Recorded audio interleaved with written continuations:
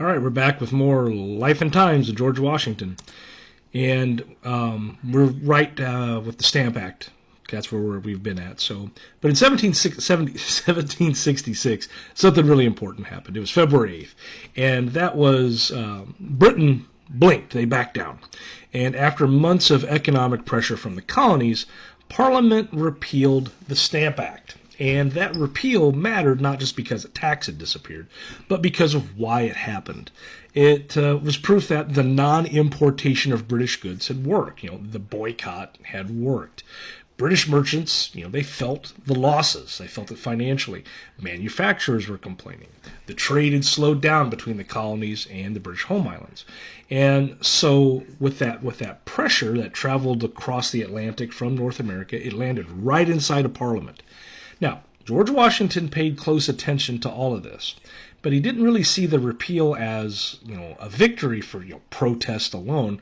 He really saw proof that disciplined resistance could change the policies of the crown. But he did notice something that was rather troubling. So Parliament repeals the Stamp Act. Okay, then. But what do they do immediately right after? March coming right out in 1766, they passed the Declaratory Act. And in that act, Parliament claimed the right to tax the colonies whenever they chose. And so to Washington, that sent this mixed message that Britain, the crown and the Parliament would bend, but it would not surrender authority.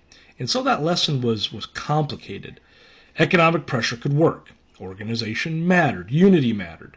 But the underlying issue was who had the right to govern, and that remained unresolved.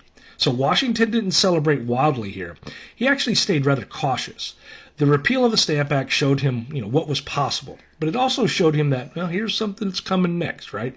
What's coming down the pike. So from this moment on, Washington understood that compromise was temporary, and that the struggle over power in the colonies was far from over. Thanks for watching.